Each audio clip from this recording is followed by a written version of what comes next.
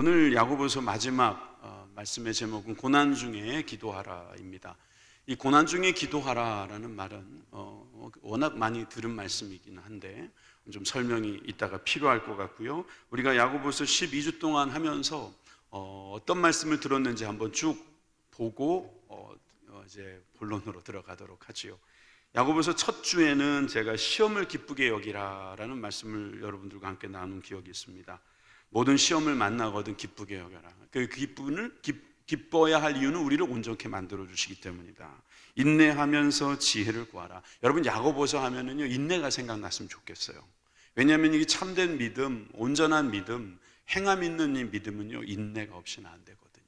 그 인내가 말이 지혜예요. 지혜가 인내고요. 여러분 참을 줄 아는 사람, 아까 우리 찬양에도 보면은요, 우리 베데스다 찬양에 보면 다 인내하라는 찬양이에요. 사랑은 인내하는 것이다 이 말이에요. 예. 세 번째는 높음이나 낮아짐을 자랑하라. 우리가 높아졌다 그러면 그것도 자랑할 수 있겠지만 사실은 우리가 낮을 때 높음을 자랑하고 높을 때 낮아짐을 자랑하라는 그런 뜻인 것을 여러분 기억하실 겁니다. 네 번째, 말씀을 온유함으로 받으라. 예. 하나님의 말씀 없이는 여러분 우리가 지혜를 얻을 수가 없어요. 이 세상을 살아갈 수가 없어요. 여러분이 야고보는 예수님의 동생이라 그랬어요.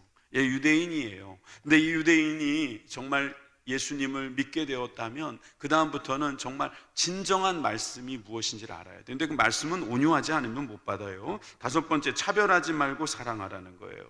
여러분 사람들은 차별하기를 좋아합니다. 예, 차별받기는 싫어하는데 그런데 사랑한다면 차별 없어야겠죠. 이 여섯 번째는 행함으로 믿음을 보이라. 예, 행함으로 믿음을 보이라. 자, 여섯 번째까지는 제가 다 읽었는데 일곱 번째부터는 여러분들과 같이 읽었으면 좋겠는데요. 일곱 번째 시작. 믿음의 말을 길들이라. 아멘. 여러분 집에 다 말 키우시죠? 예, 예. 여기 있잖아요. 여기 입에. 요 말을 잘 길들이십시오. 자, 여덟 번째 지혜의 온유함으로 행하라. 아멘. 여러분 온유함이 또 나왔어요. 그죠? 근데 지혜가 온유함으로 말미암아 나타나야 된다는 거예요. 지혜롭다고 말하는 사람은 지혜롭지 않을 가능성이 있어요. 스스로를 지혜롭다고 생각하지 마세요. 온유하면 지혜로운 거예요. 온유한 사람이 지혜로운 거더라고요. 아홉 번째 시작. 하나님을 더 가까이 하라. 아멘. 여러분 하나님을 가까이 하는 것이 복이라 그랬어요. 믿으십니까? 여러분 우리 능력은요 하나님께 더 가까이 있는 거예요. 하나님께서 가까이 계십니다. 근데 그걸 모르니까 믿음이 없는 거거든요. 믿음 있는 사람은 주님께 더 가까이 나갈 것입니다. 열 번째, 참된 믿음으로 살라. 아멘. 여러분 믿음, 참된 믿음, 행함 있는 믿음, 그죠? 자, 11번째 시작. 하나님의 주권을 인정하라. 하나님께서 주인 되신, 내가 주인이 아니에요. 하나님이 주인 되셔서 우리를 인도하시는 거예요. 특별히 주님의 때가 가까울수록 더 그리하라고 말씀하고 계십니다. 오늘 마지막 날 고난 중에 기도하라. 고난 중에 기도하라. 이 말씀을 함께 은혜 나누겠습니다. 여러분 왜 꼭 고난이라고 말을 했을까요? 지난주 읽었던 말씀, 지지난주겠네요. 8절에 보면은 주님께서 오실 날이 얼마 남지 않았다는 걸 말씀해 주세요. 그러니까 종말의 때는요 고난의 때인 거예요. 주님이 오시는 날이 가까우면 가까울수록 마귀는 가만히 있질 않아요. 교회를 자꾸 회파시키려고 그래요. 우리의 마음의 평안함을 탁 깨뜨리려고 해요. 그러니 우리한테는 고난이라는 것이 오는 것입니다. 여러분 고난이 오면 이상하게 여기지 마세요. 애매히 오는 고난도 이상하게 여기지 마세요. 여러분 고난은 인내로 승부하는 줄 믿습니다. 여러분 인내를 한다는 것은 지혜롭다는 것이고 여러분 지혜롭다는 것은 이미 주님께 가까이 있는 것인 줄 믿으시기 바랍니다. 여러분 이런 믿음이 있는 사람들은요 달라지는 거예요. 그러니까 고난 중에 어떻게 해야 되는가, 그 말씀을 오늘 해주는 것이죠. 기도하라는 겁니다. 그래서 오늘 첫 번째로 보게 될 말씀은요 신앙생활의 원칙이 되는 말씀이 될 거예요. 13절을 다 같이 읽도록 하겠습니다. 앞부분만 읽을까요? 시작. 너희 중에 고난당하는 자가 있느냐? 그는 기도할 것이요. 여러분 13절 다 읽은 건 아니에요. 근데 여기 보니까 고난당하는 자가 있느냐? 네, 있죠. 우리 중에 고난당하는 자가 있습니다. 애매히 고난당하는 분도 있고요. 여러분 또 잘못해서 고난당하는 분도 있어요. 여러분 우리가 같이 고난당하기도 합니다. 여러분 이 코로나가 와가지고요 고난당하지 않는 사람이 없어요. 다 고난당하는 거예요. 여러분 다른 사람이 잘못해도 내가 고난을 당하는 거예요. 이게 공동체예요. 이게 우리의 운명이죠. 여러분 우리는 죄를 지었을 때요 내가 죄를 안 지었다고 우길 필요 없어요. 아담이 죄를 지었기 때문에 우리는 다 죄를 지은 거예요. 여러분 이 죄를 통해서 아유 내 팔자야 내 운명이야 그럴 필요 없어요. 여러분 죄를 지었기 때문에 우리에게는 은혜도 넘치는 거예요. 여러분 이 죄가 우리에게 하나님이 더 필요하도록 만들어 버렸어요. 여러분 이게 굉장한 지혜예요. 아이고 나는 죄 때문에 망했다 이게 아니고요 내가 죄 때문에 주님께로 더 가게 되는 거예요. 내가 내 죄를 해결할 수가 없으니까 주님께 가는 거죠. 여러분 죄는 고난이지만 이 고난은 알고 보면은 기도하게 만드는 능력이에요. 여러분 고난을 통해서 기도하기를 주님의 이름으로 축원합니다. 복이라는 단어를 바라크라고 하거든요. 바라크의 원어는 어원은 무릎을 꿇다예요. 무릎을 꿇다. 여러분 무릎을 꿇었다는 말은 뭐겠어요? 기도한다는 거 아니에요? 복이 있다는 거는요 기도한다는 뜻이에요. 누가 복이 있습니까? 기도하는 사람이 복이 있는 사람입니다. 근데 이 기도하는 사람은 어떤 사람인가 봤더니 고난받는 사람이더라 이거예요. 예수님 잘 믿어 보려고 하니까 고난이 찾아옵니다. 이건 무릎 꿇게 되는 일이죠. 이게 복이라는 거예요. 나는 아무 요즘 문제가 없어요. 난 너무너무 좋아요. 예, 여러분들이 그런 말을 한다면 참 좋겠어요. 근데 저부터도 여러분들이 이렇게 저를 위해서 많이 기도해 주시고 또 여러분들이 많이 도와주시고 여러분들이 많이 이렇게 어떻게 보면 준비해 주신 게 많은데 저라고 고난이 없겠습니까? 저라고 고통이 없겠습니까? 그렇다면 여러분들은 없습니까? 여러분들 자녀들은 없습니까? 여러분 예수님 잘 믿는다고 고난 없는 거 아니에요. 고난은 기도하라고 주신 하나님의 사인인 줄 믿으시기 바랍니다. 그러면 그 다음부터는 고난이요 와라 이렇게 되는 거예요. 고난이요 나랑 한번 떠보자 이거예요. 고난 너 내 힘으로는 내가 너를 당할 수는 없다. 그렇지만 내가 기도할 것이다. 그러니 고난아 한번 해보자. 이렇게 맞짱을 뜨는 여러분들 다 되시기를 바랍니다. 오늘 13절에는요 기도하라는 말씀도 나오지만 그 다음에 보니까 즐거워하는 사람들은요 찬송하래요. 여러분 즐거워한다는 말은요 좀 더 깊이 들어가 보면 만족한다는 거예요. 만족하고 안전하다는 뜻이 들어 있습니다. 그럼 만족하고 안전하면은 그냥 좋다 그러고 살라는 게 아니에요. 그래서 이 찬양이라는 것이 무슨 배짱이가 배 두들기면서 부르는 노래가 아닙니다. 찬양은 내가 너무 좋아가지고 부르는 찬양이라기보다는 나에게 만족을 주시고 나에게 평안을 주신 분께 기도하는 찬양이 바로 이 찬양을 말하는 거예요. 그러니까 엄밀하게 말하면요 기도하라는 거예요. 둘 다 고난을 당해도 기도하라는 것이고요 좋은 일이 있어도 기도하라는 거예요. 기도를 곡조 있는 기도라고 하지 않아 찬양을 곡조 있는 기도라고 하지 않았습니까? 맞나요? 곡조를 달아서 기도하는 거예요. 대부분의 찬양이 그렇습니다. 하나님께 기도하는 거예요. 다 찬양은 기도예요. 그런데 여러분 우리 가운데 즐거운 일이 조금이라도 보인다면 그것은 그냥 넘어가지 마시고 기도하시기를 바랍니다. 그럴 때에 우리 신앙생활의 가장 기본이 되는 것을 우리가 정리할 수 있어요. 기도예요. 기도가 없이는 우리 신앙생활이 유지될 수 없습니다. 여러분 기도 없이 우리가 고난을 이겨낼 수 없고요 기도 없이 지금 우리가 정말 감사할 수가 없는 거예요. 어떤 사람은 그냥 뭐 헌금 많이 하면 감사하는 거지 라고 생각하는 분이 계실 수 있어요. 여러분 헌금도요 기도 많이 하는 분들이 헌금 많이 하시더라고요. 제가 보니까 목사님이 그런 말씀 하시면 참 시험 들어요 그러는데 제가 그래도 헌금을 누가 많이 하시는지 보는 입장이잖아요. 그러니까 기도 많이 하시는 분들이 헌금 많이 하셔요. 제가 보니까 시험 들지는 마세요 제발. 내가 헌금을 많이 안 하니까 뭐 목사님이 저러시는가 보다 그런 게 아니고요 그냥 헌금 많이 하는 게 아니더라고요. 그냥 헌신 많이 하는 게 아니더라고요. 그냥 봉사 많이 하는 게 아니더라고요. 그냥 뭐 그렇게 열심히 하는 게 아니에요. 그냥 열심히 하는 게 없어요. 다 기도하면서 열심히 하시더라고요. 어떤 분이 요즘 열심히 안 하셔요. 그러면 저는 이렇게 말씀드려요. 기도를 안 하시는구나.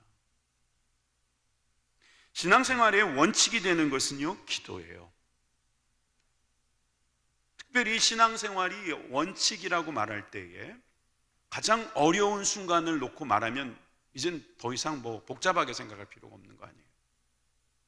너는 내게 부르짖으라. 내가 내게 응답하겠다. 여러분 예레미야 33장 3절 말씀을 보세요. 내가 알지 못하는 크고 은밀한 일을 내게 보이리라. 이게 신앙생활 아닙니까? 고난의 의미가 무엇인지를 알게 되는 겁니다.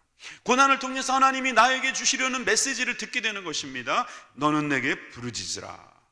부르짖을 때 그것을 알게 되는 거예요. 시편 50편 15절의 말씀에도 보니까 환난 날에 주님을 부르라. 내가 너를 건지리니 내가 나를 영화롭게 하리라. 그래서 여러분 우리가 응급전화, 비상시에 전화 걸 때 번호를 우리를 잘 알고 있어야 돼요. 3303-5015. 좀 전에 읽었는데도 여러분 다 까먹었죠, 그죠? 예레미야 33장 3절과 시편 50편 15절 말씀이 3303이 국번 없어요. 지역번호도 없어요. 왜냐면 바로 그냥 다이렉트니까 그냥 3303-5015다 이렇게 생각하면 돼요. 환난 날에도 부르짖는 거예요. 너는 내게 부르짖으라. 여러분 주님을 부르짖고 주님을 찾고 주님과 가까이 있는 사람이 신앙생활하는 거지 뭐가 신앙생활하는 거겠습니까? 여러분 하루에 주님을 얼마나 생각하십니까? 하루에 얼마나 주님과 교제하십니까? 바쁘시잖아요. 그러니까 막 돈 생각하고 사람 생각하고 기분 나쁜 거 생각하고 기분 좋은 거 생각하고 걱정 생각하고 막 일만 생각하다가 하나님 생각은 다 잊어버리고 말이에요. 내가 목사인지 내가 전도사인지 내가 장로인지 내가 권사인지 까맣게 잊어버리고 혹시 그렇게 살지는 않으시나요? 그러면 제일 먼저 회복해야 되는 게 뭔지 아세요? 기도예요. 기도예요. 기도는요 신앙생활 아무리 오래 했어도요 자신 있게 말할 수 있는 분이 없어요. 기도의 마스터 저는 아직 만나보지 못했어요. 저 요즘에 기도 많이 합니다 하는 분들은 이제부터 내르막할 가능성이 있습니다. 저는 기도의 부족함을 느낍니다 하는 분들이 이제 기도로 올라가는 겁니다. 환난 날에 여러분들이 모르고 있을 때 뭔가 이 문제에 대해서는 내가 너무 감사할 때 여러분 주님을 부르십시오. 주님을 찾는 저와 여러분들이 되길 바랍니다. 여러분 교회 와서 들어야 될 가장 첫 번째 이야기는 기도하라는 말이에요. 그래서 기독교는 기도교다. 기독교는 기도교예요. 빌립보서 4장 6절에서 7절 말씀 다 같이 읽습니다. 아무것도 염려하지 말고 다만 모든 일에 기도와 간구로 너희 구할 것을 감사함으로 하나님께 아뢰라. 모든 일에 모든 것을 참으며 모든 것을 기다리며 모든 것을 우리 좀 전에 고린도전서 13장의 말씀 그 사랑장에도 모든 것이라고 말했지만 여기에도 보니까 모든 일에 기도와 간구로 너희 구할 것을 감사함으로 하나님께 아뢰라. 여러분 모든 신앙생활에는요 기도가 있어요. 디모데 전서 2장 1절에는 여기 하나 더 추가됐죠. 도구, 간구, 기도, 도구, 감사가 들어가 있어서 도구, 즉 중보 기도가 들어가 있어요. 어찌됐든 여러분 기도의 종류가 많은 것은 그만큼 기도를 많이 하라는 거예요. 기도를 자주 하라는 거예요. 기도를 즐겨 하라는 것이지요. 그리하면 모든 지각에 뛰어나신 하나님의 평강이 우리를 지켜주시는 거예요. 그리스도 예수 안에서 우리 마음과 생각을 지켜주시는 거예요. 여러분 신앙생활에 있어서 마음과 생각을 잃어버리면 끝장인 거예요. 내가 하나님의 마음을 갖고 싶다. 근데 그걸 잊어버렸어요. 왜 잊어버렸어요? 기도가 없어서 잊어버린 거예요.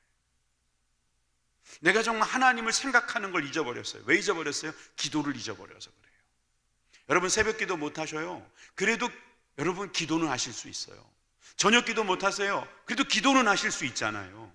여러분들이 혹시라도 1시간 기도를 못 하세요? 그래도 기도는 하실 수 있잖아요. 여러분, 기도는 하셔야 돼요. 신앙생활의 가장 기본이 되는, 원칙이 되는 이 기도해야 돼요. 특별히 말세일수록, 주님이 오실 날이 얼마 남지 않은 이때일수록 더 해야 됩니다. 여러분들의 신앙의 전성기는 언제입니까? 나 옛날에요, 수요일만 되면은요 산에 올라가서 기도했어요. 난 월요일만 되면은 기도원에 가가지고 금식하면서 기도했어요. 내가 그때가 전성기였나 봐요. 근데 참 죄송하지만 옛날이요, 그런 노래 좀 그만 부르세요. 지금이 전성기가 됐으면 좋겠어요. 여러분들의 신앙의 전성기는 지금 될 수 있어요. 어떻게 하면 되는 줄 아세요? 기도하면 되는 거예요. 기도하면 되는 거예요. 헌금 많이 하는 게 전성기가 아니에요. 일 많이 하는 게 전성기가 아니에요. 그게 전성기라고 말하지 마세요. 여러분, 지금이 전성기인 줄 믿으시기 바랍니다. 어떻게 해요? 기도하면서. 기도하는 거예요. 사실 기도 안 하는 분이 이 자리에 나왔겠습니까? 그러니까 제가 이렇게 강조하는 겁니다. 기도하시기 바랍니다. 너희 염려를 다 주께 맡겨라. 여기에 또 다라는 표현이 다 들어있잖아요. 다 주께 맡겨라. 못 맡길 게 없다는 거예요. 다 맡기세요. 이는 그가 너희를 돌보심이라.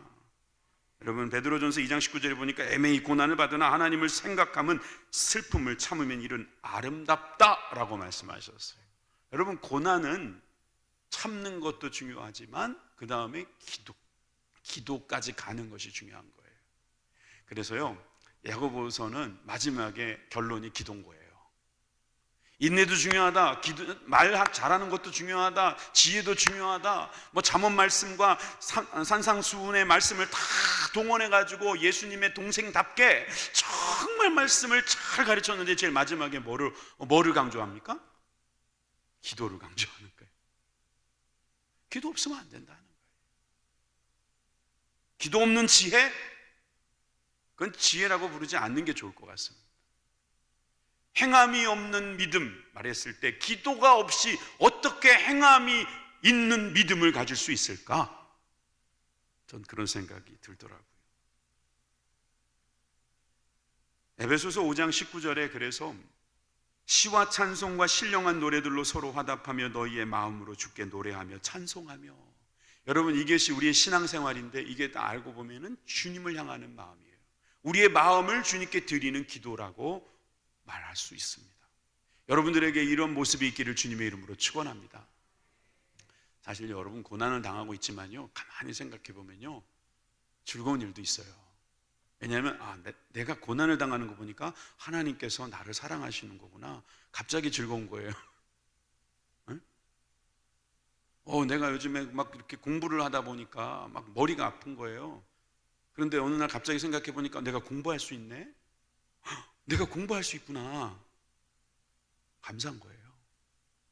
내가 막 일하다 보니까 막 팔다리가 쑤시는 거예요. 막 그래가지고 고난이다 그랬는데 갑자기 생각해 보니까 나에게 일자리가 있는 거예요. 배우자가 막 속을 새겨요. 막 힘들어요. 막 그런데 가만히 보니까 배우자가 살아있는 거예요. 감사한 거예요. 아닌 것처럼 그러세요? 진짜 우리는요, 고난과 즐거움이 함께 같이 가고 있어요. 그럴 때 여러분, 기도하시기 바랍니다. 기도하는 시간 잡으셨어요? 여러분, 기도하는 시간이 있어야 돼요. 아침에 일어나서요, 침대에서 내려오실 때 무릎으로 내려오세요. 바로 무릎으로 기도하시고 시작하세요. 침대 올라가기 전에도 무릎 꿇고 기도하고 올라가세요. 자는 건 죽으러 가는 거 아닙니까? 잠시 죽고 오겠습니다. 내일 살려주십시오. 그리고 기도하십시오. 어떤 아이가 기도하라는 습관, 그 기도하라는 습관을 길러주려는 엄마한테 교육을 잘 받았어요. 그래서 저녁에 이렇게 기도를 하면서 자고 있는 거예요. 근데 어느 날 엄마가 잘하나 또 다시 한번 확인해 보려고 딱 가봤더니 이제 뭐라고 소리를 잘 들어봤더니 A, B, C, D, E, F, G 이렇게 알파벳을 외우고 있더래요. 어떻게 할까 그러다가 엄마가 이제 문을 놓고 하고 들어가서 내가 밖에서 들어보니까 너 기도하는 것 같은데 어떤 기도야? 그랬더니 엄마 있잖아요. 하나님은 내 마음을 다 아시잖아요. 그러니까 알파벳을 다 이렇게 하면은 다 섞어가지고 알아서 기도 응답해 주실 것 같아가지고 이게 되게 지혜로운 것 같아요. 우리도 가나다라 마바사 자차파타 가로 해볼까요? 그냥 알아서 다 주님이 조합하셔가지고 기도해 주시고 응답해 주시는 그것도 가능하겠죠. 그렇지만 여러분, 신앙생활의 원칙, 기도하는 거예요. 기도하는 저와 여러분들 되기 바랍니다. 아무리 강조해도 끝이 없습니다. 기도와 찬송, 이것이 우리의 기초가 될 것입니다. 두 번째, 합심기도의 능력에 대해서 오늘 말씀해 주고 있어요. 여러분, 기도 중에 강력한 기도가 바로 합심기도더라. 그래서 한 가지 예를 드는 것 같아요. 바로 어려움을 당한 사람 중에 대표적인 사람, 병든 사람이에요. 자, 14절 15절 같이 읽겠습니다. 시작. 너희 중에 병든 자가 있느냐? 그는 교회의 장로들을 청할 것이요, 그들은 주의 이름으로 기름을 바르며 그를 위하여 기도할지니라. 믿음의 기도는 병든 자를 구원하리니 주께서 그를 일으키시리라. 혹시 죄를 범하였을지라도 사하심을 받으리라. 아멘. 여러분, 병든 자 있습니다. 우리 가운데 병든 자가 있습니다. 저기 뭐라고 되어 있습니까? 교회 장로들을 초청할 것이다. 우리 교회에도 장로님들이 꽤 많이 계시죠. 성경에 나오는 이 장로라고 하면 교회 지도자들을 이야기하는 것입니다. 교회 목회자들, 장로님들, 목회와 치리를 담당하고 있는 분들이 전체적으로 보면 장로님들이고 교회 안에 지도자라고 할 수 있어요. 그래서 여기서 말하는 장로님들은 우리 여러분 백부장 하고 계시는 장로님이나 여러분 교구에 계시는 장로님들, 지금 옆에 계시는 장로님들을 초청하라는 말씀도 되겠지만 주의 종들을 초청하라는 말씀도 되는 거예요. 다시 말해서 교회 지도자들을 청해서 같이 기도하라는 거예요. 함께 힘을 모으라는 것입니다. 삼겹줄은 끊어지지 않습니다. 여러분, 기도의 줄은 주님께서 묶어주시는 줄 믿습니다. 여러분, 기도가 막히지 않게 하려면요, 여러분, 우리가 이렇게 어려울 때일수록 주의 종들하고 함께 기도할 수 있어야 합니다. 여러분, 교회 장로들을 초청할 뿐만 아니라 주의 이름으로 기름도 바르래요. 여기서 기름이라는 것은 약이에요. 약, 메디슨. 여러분, 그 시편 23편 5절에 보면은 주님께서 나에게 기름으로 머리를 바르셨다 그래요. 다윗이 갑자기 양이 돼가지고요, 주님의 손이 자기의 머리에 왔는데 기름을 발라주시더라는 거죠. 양들이 이렇게 막 돌아다니다 보면은 온갖 벌레들이 막 머리에 오기도 하고요, 전염병들이 오기도 할 때 기름을 발라준답니다. 그러면 그 기름 때문에 하여튼 뭐 여러 가지 효과가 있다는 거죠. 소독도 되고 뭐 걔네들이 또 그 기름 먹겠다고 또 나오기도 하고 막 그래가지고 이 기름 때문에 치료가 된다는 거죠. 그러니까 여러분, 병이 나면은요, 약도 써야 돼요. 꼭 이단들이 약 쓰지 말라고 그래요. 그건 이단이 하는 소리예요. 일반 은총으로 하나님께서 약을 주셨으면 적당한 약은 써야 합니다. 너무 약에만 의존하면 안 됩니다. 기도하는 게 먼저 우선입니다. 병이 들리면 기도하시는 게 우선이에요. 기도하셔야 돼요. 아무리 좋은 약이 있더라도요, 기도하시기를 바라요. 네. 여러분, 기도하다 보면 하나님께서 좋은 약도 만나게 해주시는 거예요. 의료진들의 손도 붙잡아 주시는 거예요. 여러분, 약도 감사로 먹게 되는 겁니다. 약이 내 몸이 축난다 이런 생각이 되는 게 아니라 내가 가장 적절하게 치료받는 방법이다 이런 생각도요, 기도하는 사람들에게 허락되는 거더라고요. 기도도 안 하고 뭐 약만 먹는다고 치료되고, 아니면 약은 안 먹으면서 기도만 하면 된다고 생각하는 거, 이건 너무 한쪽으로 치우친 것입니다. 그래서 주님은 말씀하시는 거지요. 장로들을 청하라. 그리고 주의 이름으로 기름을 바라라. 그러면 그를 위하여 기도해라. 여러분, 기도할 수 있기를 바랍니다. 여러분, 약도 바르고 기도도 할 수 있기를 바라는 거예요. 그러면서 15절에 보니까 믿음의 기도라고 했어요.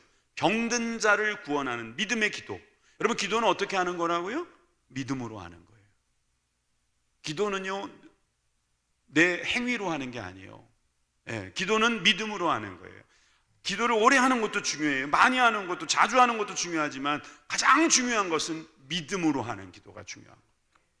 병든 자를 구원해 주시는데 주께서 그를 일으키시리라. 혹시 저를 죄를 범하였을지라도 사하심을 얻으리라. 그 사마리아인이 선한 사마리아인 그 비유를 보면은 누가복음 10장에 보면은 가까이 가서 기름과 포도주를 그 상처에 부었다 이렇게 돼 있죠. 이게 뭐예요? 치료했다는 거잖아요. 그러니까 우리가 어떤 병에 있을 때는요, 치료해 주는 게 필요해요. 옆에서 도와주는 게 필요해요. 여러분, 치료해 줄 수 있도록, 치료 받을 수 있도록 도와주는 거 필요해요.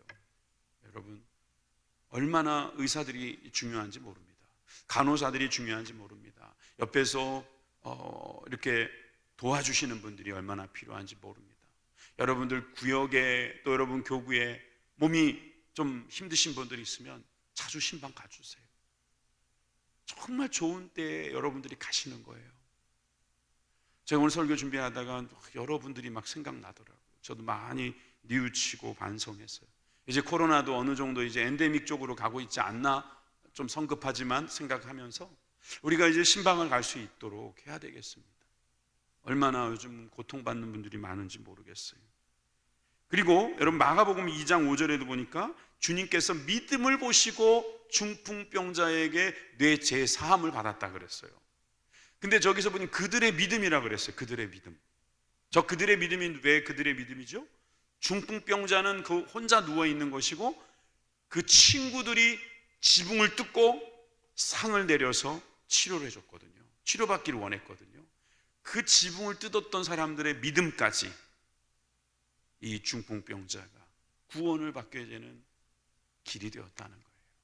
여러분들, 우리의 믿음이 그분들이 치료되는 역사로 바뀔 것을 믿습니다. 여러분, 우리가 이런 기도가 있는 저와 여러분들이 되길 바랍니다. 우리 교회는요, 기도를 많이 하는 교회가 됐으면 좋겠어요. 정말 기도를 할 때 특별히 합심 기도를 많이 했으면 좋겠어요.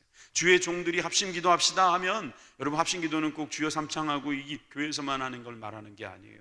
이번에 용사랑 큰 잔치 너무 좋았잖아요. 왜 좋았을까요? 저는 피드백 할 수 있어요. 기도를 많이 했다. 계속 중보기도 막 올리고 그것 때문에 아침마다 기도하고 저녁마다 기도하고 작정해서 기도하고 금식 기도하고 막 그러니까 하나님께서 그날 날씨 주시는 거 보세요. 그날 이후로 굉장히 지금 꿉꿉해지는 것 같아요. 올해 좋은 날은 6월 12일로 끝난 것 같아요. 얼마나 기도를 세게 하셨는지. 시편 139편의 말씀에도 보니까 무슨 악한 행위가 있나 보시고 나를 영원한 길로 인도해 달라 그랬는데, 주님께서는 우리의 죄를 보실 때 주님께서 그 죄를 보시고 용서하셔서 우리를 영원한 길로 인도하신다는 그런 뜻입니다. 히브리서 8장 12절에도 보면 내가 그들의 불의를 긍휼히 여기고 그들의 죄를 다시 기억하지 아니하리라 그랬어요. 우리가 기도할 때에 주님께서 그 믿음을 보시고 그들의 죄를 다시는 기억하지 않으시겠다는 거예요. 이 죄를 용서해 주심으로 말미암아 병이 치료되는 거죠. 물론 모든 병이 죄 때문에 일어나는 것이라고 볼 수는 없습니다. 그러나 여러분, 우리가 병에 걸렸을 때, 몸이 힘들 때 그 기회를 그냥 버리지 마시고 회개하는 좋은 기회로 만드시기를 주님의 이름으로 축원합니다. 아무리 생각해도 회개할 것이 생각이 안 나시면요, 다른 사람을 위해서 기도하시면 돼요. 다른 사람들의 죄를 위해서 기도하셔도 돼요. 자녀들의 죄를 위해서 기도해도 좋고, 여러분 이웃들의 죄를 위해서 기도해도 좋아요. 그런데 어쨌든 주님께서 그 죄를 기억하시지 않는다, 이게 바로 죄사함이요, 이것이 바로 병 고침인 줄 믿으시기 바랍니다. 여러분, 이렇게 됐을 때 하나님께서는 이 믿음의 기도를 사용하신다. 16절 다 같이 시작. 그러므로 너희 죄를 서로 고백하며 병이 낫기 위하여 서로 기도하라. 의인의 간구는 역사하는 힘이 큼이니라. 어떤 분이 병이 났는데 어떤 죄 때문이었고 그 죄를 고백하는 과정에서 서로 용서하는 일이 벌어진다면 여러분, 병도 치료되고 죄도 용서받고 여러분 서로 화해하고, 여러분 그것이 바로 의인의 간구다 이 말이에요. 믿으십니까? 여러분, 성경에서 의롭다라는 말은요, 잘 들으세요. 의롭다라는 말은요, 세상에서 말하는 그 의롭다는 거하고 완전 다른 거예요. 성경에서 의롭다라는 것은 관계적인 거예요. 하나님과 관계가 좋은 상태를 의롭다라고 하는 거예요. 그런 의미로 보면 우리는 의로운 사람입니까? 의롭지 않은 사람입니까? 의로운 사람이어야 된다는 거죠. 의로운 사람이에요. 우리는 하나님의 자녀가 되었으니 하나님의 와의 관계가 좋은 거잖아요. 아멘이십니까? 그 죄가 생각나셔서 그러신 거라면 회개하시면 되는 거예요. 그러면 하나님과 관계가 좋아지는 거예요.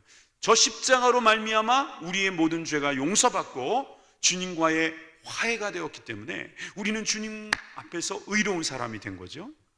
그러므로 우리가 하는 기도를 의인의 기도다 이렇게 말하는 거예요. 다시 말해서 믿음의 기도가 되는 거예요.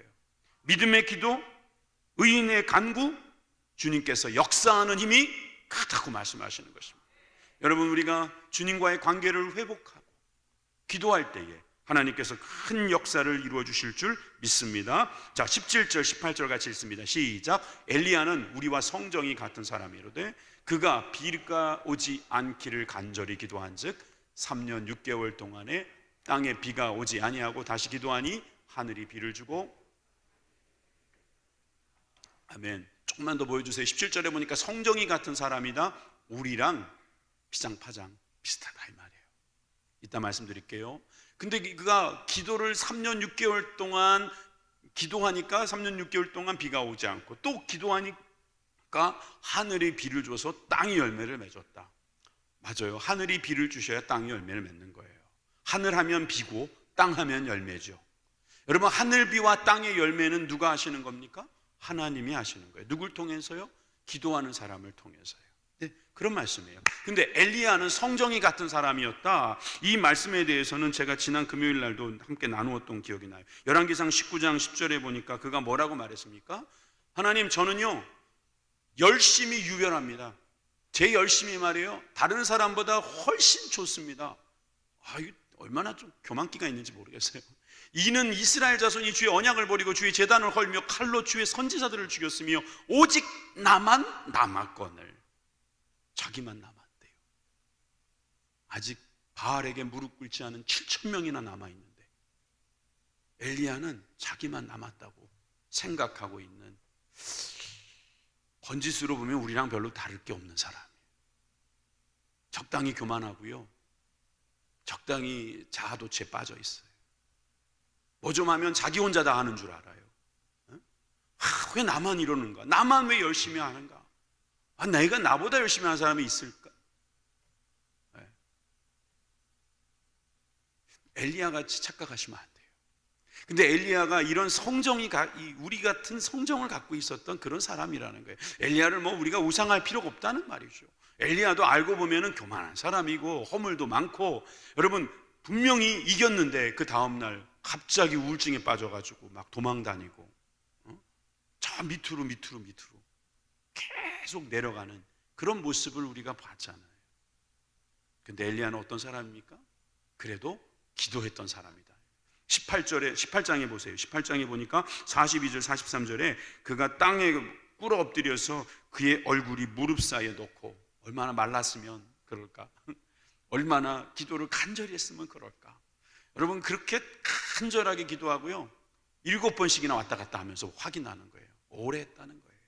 계속 응답될 때까지 기도했다는 거예요. 간단하게 기도했더니 3년 반 동안 안 오고, 또 간단하게 기도했더니 갑자기 비가 오고, 그게 아닌 거예요. 기도를 간절히 했어요. 우리랑 성정이 같은 엘리야가 간절히 하나님께 기도하니까 하나님께서 그를 사용하셨다. 여러분, 이 믿음이 우리 가운데 있기를 간절히 소망합니다.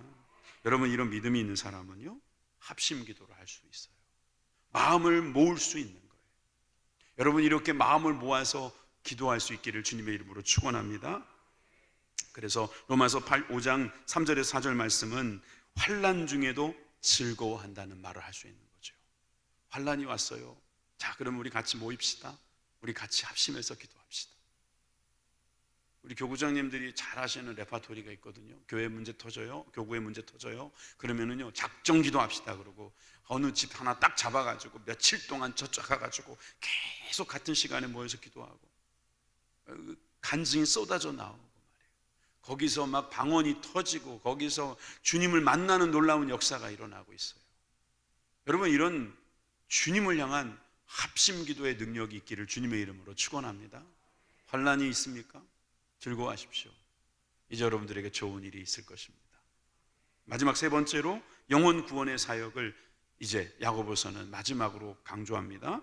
여러분, 우리가 기도하게 되면 어떤 일이 벌어지냐면 19절에 보니까 내 형제들아 너희 중에 미혹되어 진리를 떠난 자를 누가 돌아서게 하면, 여러분 이것은 영혼 구령의 기도를 했다라고 하는 전제가 있다고 봐요. 그래서 형제들아 할 때 정말 야고보가 말하는 내 형제들아 이렇게 말할 때는 믿는 사람들에게 하는 말이에요. 믿는 사람들이 해야 될 일 중에 하나가 바로 미혹되어 진리를 떠난 자를 돌아서게 하는 것입니다. 아멘이십니까? 이게 바로 전도죠. 이게 바로 영혼 구령이죠. 여러분, 영혼을 사랑한다는 것은 미혹되어 진리를 떠난 자를 돌아오게 하는 것입니다. 하나님을 떠난 사람, 하나님을 떠난 사람을 데리고 오는 거예요. 어떤 목사님께서 교회의 성도들이 다시 돌아오는 것만 중요한 게 아니라 성도들 한 사람 한 사람의 하나님과의 인격적인 만남이 중요하다, 이렇게 말씀을 하시더라고요. 참 은혜가 되는 말씀이에요. 그렇죠. 사실 우리는 목회하는 사람들은 사람들이 돌아와야지 될 거라고 생각해요. 근데 가만히 생각해 보면요, 왜 언제 돌아오는 줄 아세요? 하나님께 돌아갔을 때 돌아옵니다. 몸만 돌아오기 쉽지 않더라고요. 그러니까 우리가 기도하면서 그들이 주님께로 돌아올 수 있도록 기도하고 그들을 인도할 때에 돌아오게 되는 것입니다. 여러분, 그 마음은 하나님이 주셔야지 되는 거예요. 여러분, 저는 야고보서 이제 마지막 결론부를 지금 여러분들하고 보고 있어요. 야고보가 지금 우리들에게 하고 싶은 말이 무엇인 줄 아십니까? 이 말세에 주님이 강림하실 날이 얼마 남지 않았을 때 우리가 가장 집중해야 될 것이 뭐냐면 미혹하여 주님을 떠난 사람을 주님 앞으로 데려오는 것이라고 말하고 있는 거예요. 그래서 야고보서는 이게 전도의 서신서라고 볼 수 있어요. 지혜의 서신서, 행함의 서신서, 뭐 믿음의 서신서 다 할 수 있겠지만 제일 마지막 절에는요, 전도하라는 거예요. 전도. 20절 말씀도 보세요. 너희가 알 것은 죄인을 미혹된 길에서 돌아서게 한 자가 그의 영혼을 사망에서 구원할 것이요 허다한 죄를 덮을 것입니다. 여러분, 미혹된 길에서 돌아서게 하는 게 두 가지, 구원하고요 죄를 덮는 거예요. 근데 알고 보면 저게 다 하나죠. 주님께서 구원해 주신다는 거죠. 하나님께서는 너무나 지혜로우신 분입니다. 그런데 그 지혜로 우리에게 전도를 가르쳐 주십니다. 그래서 사람들은 전도가 어리석다고 말합니다. 그래서 하나님의 어리석음이 전도에게 나타나는 게 아니냐, 그렇게 말하죠. 고린도전서 1장 21절을 보세요. 하나님의 지혜에 있어서는 이 세상에 자기 지혜로 하나님을 알지 못함으로 하나님께서 전도에 미련한 것으로 믿는 자들을 구원하시기를 기뻐하셨다 그랬어요. 여러분, 전도가 미련해 보이죠? 네? 왜 미련해 보입니까? 그냥 하나님께서 능력이 있는 분이니까 그냥 한번 쫙 나타나 주시면은 다 믿을 것 같잖아요. 예수님이 한 번만 잠깐 나타났다가 잠깐 올라가시면은 뭐 좀 죄송하지만 출장 한 번만 와보시면 되는 거 아니에요? 어차피 하나님이시니까 여기저기 다 다니실 수 있어서 전 세계 곳곳에 그냥 한 번만 잠깐만 나타나면 다 전도될 텐데. 그렇게 믿으세요? 전요. 만약에 정말 예수님이 이 자리에 딱 나타나면요, 분명히 이럴 거예요. 저 예수님 아니다. 저 담임 목사 사기치는 거다. 부터 시작해서, 여러분, 전도는 말이에요, 우리가 하는 거더라고요. 우리가 해야 되기 때문에 이게 되게 미련해 보이는 거죠. 우리가 뭘 할 수 있겠어요? 그런 생각이 드는 거잖아요. 그죠? 근데 우리가 뭘 해요? 만약에 했어요. 그러면 이게 진짜 하나님의 영광이 되는 거예요. 전도는 하나님의 말씀을 전하는 거잖아요. 근데 하나님의 말씀대로 살아본 우리들이 신앙 소감을 말하는 거예요. 그러니까 이것이 진짜로 사람들에게 믿어지는 거예요. 그냥 말로만 되는 게 아니에요. 우리가 말씀이 되어서 나갈 때, 예수님이 마치 말씀이 되어서 이 땅에 오셔서 우리가 예수님을 믿은 것처럼 우리가 그 말씀을 믿고 살아가는 모습을 보여줄 때 그들이 예수님께로 오더라고요. 아멘이십니까? 저 사람은 뭐가 아쉬워가지고 저렇게 전도를 하시나? 저 사람은 뭐가 저렇게 정말 좋아서 저렇게 전도를 하시나? 저 사람이 저러는 거 보니까 정말 하나님 계신가 보다. 우리 남편이 변한 거 보니까 정말 하나님 진짜 살아계시네. 우리 아내가 저러는 거 보니까 정말 하나님은 역사하시네. 여러분, 이런 놀라운 역사는 하나님만이 하실 수 있는 일입니다. 그러므로 여러분, 우리는 이 말씀 앞에 우리는 다시 한번 우리는 무릎을 꿇어야 할 것입니다. 영혼 구령의 사역, 이 사역이 바로 우리가 이 시대에 주님 오실 날이 얼마 남지 않은 이때에 우리가 해야 될 일입니다. 여러분, 히브리서 10장, 아까는 8장이었는데 10장 17절에 18절에 보니까 그들의 죄와 그들의 불법을 주님께서 기억하지 않으시겠다는 거예요. 그게 바로 전도하시는 거예요. 미혹된 길에서 떠난 사람들을 주님께서 용서해 주심으로 말미암아 그들을 구원해 주시겠다고 하신 말씀입니다. 그러므로 여러분, 고린도후서 5장 18절 말씀 다 같이 시작. 모든 것이 하나님께로서 났으며 그가 그리스도로 말미암아 우리를 자기와 화목하게 하시고 또 우리에게 화목하게 하는 직분을 주셨으니. 아멘. 여러분, 그리스도께서 주님과 우리를 화목하게 하셨죠? 우리도 나가서 사람들과 화목하게 하는 일을 해야 할 것입니다.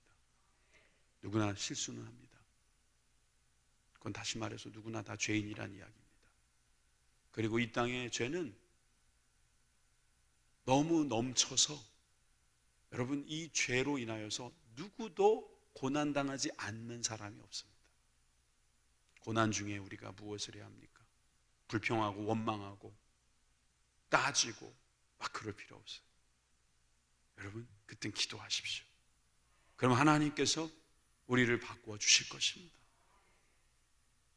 시간이 벌써 10분이에요. 어떤 목사님이 했던 이야기를 하나 하고 마칠게요.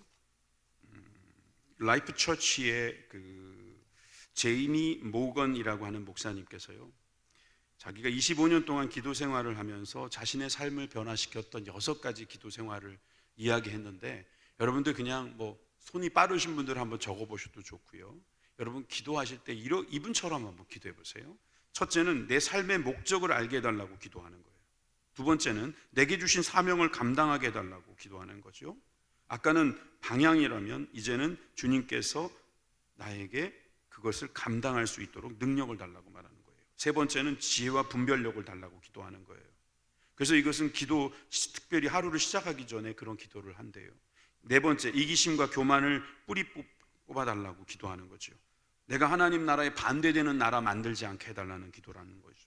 다섯 번째, 주님을 위해서 고통을 견디게 해달라고 기도하는 겁니다. 내가 그리스도인이 된다는 것은 고통의 크기에 비례한다고 자기는 믿고 하나님께 이 고통을 견디게 해달라고 기도하는 거예요. 마지막으로 하루에 최소한 한 영혼에게 복음을 전하게 해달라고 기도했다는 거예요. 고난 중에 우리가 해야 할 기도, 병 낫기를 위한 기도, 또 우리가 하나님의 말씀에 순종하기 위한 기도, 그리고 한 영혼이라도 더 구원하기 위한 기도, 이 기도는 우리를 지혜롭게 할 것입니다. 이 땅에서 우리가 승리하게 할 것입니다. 여러분들은 우리 교회에 대해서 어떻게 생각하십니까? 우리 교회가 투명한 교회입니까? 우리 교회 벽을 다 유리로 만들어 버릴까요? 그러면 투명한 교회입니까? 크리스탈 처치, 재정이 투명한 교회. 여러분, 저는 말씀드립니다. 우리 교회 재정 투명합니다. 왜 투명한지는 제가 시간을 길게 두고 여러 번 강조할게요. 저는 이런 생각이 들어요. 여러분들이 자녀들한테 우리 교회 투명하지 않아 라는 생각이 요만큼이라도 갖고 아이들하고 같이 대화를 나누면요, 아이들은 우리 교회에 정착할 수 없습니다. 아이들이 우리 교회는 투명하지 않은 것 같아요 라는 말에 입 뚝 다물고 그런 것 같아, 침묵의 동의를 하고 계시면은요, 우리 청년들, 우리 젊은이들요, 우리 교회에 나올 리가 없습니다. 저 우리 자녀들에게 말하고 싶어요. 우리 교회 투명하다. 헌금 100% 잘 받습니다. 누구 하나 그 헌금을 가져갈 수 있는 구조가 아닙니다. 그리고 그 헌금이 제대로 쓰여지기 위해서 여러 장로님들이 감사와 또 담당과 그리고 적어도 창림 목사님 때부터 저까지 지금까지 이것을 똑바로 하기 위해서 얼마나 몸부림치는지 모릅니다. 그런데 만약에 투명하지 않는 것 같다라는 말을 그렇게 쉽게 해버리면 우리 청년들이 어떻게 우리 교회 나오겠습니까? 시간을 두고 제가 설명할게요. 갑자기 말씀의 제목 마지막이 이상한 결론으로 가니까 여러분 걱정하시는 것 같은데, 여러분 이게 우리 교회의 고난이 될 수 있다는 거예요. 고난의 자리에서 우리가 할 일은요, 내가 투명하다고 많이 이야기해봐야 그걸 증명하라라는 말이 또 나올 거라고요. 그렇죠? 증명해 보여야죠. 늘 증명해 보일 거예요. 그렇지만 더 중요한 게 뭔지 아세요? 하나님, 우리가 투명하게 해주세요 라고 기도하는 것입니다. 그래서 나부터 투명해야 합니다. 내가 투명해야 됩니다. 내가. 그래서 모든 교회가 투명해야 진짜로 투명해지는 것이지, 목사님 혼자 투명해져 가지고는 투명해지는 게 아닙니다. 장로님 몇 명이 투명해져서 투명해지는 게 아닙니다. 우리 스스로가 줄 거 주고 받을 거 받고 깨끗하게 살아야 하나님께서도 기뻐하시고 교회도 자연스럽게 투명해지는 것이죠. 여러분, 그렇게 고난 중에서도 고난을 통과하면서 기도하면서 승리하는 우리 모든 교회가 되길 바랍니다. 기도하겠습니다.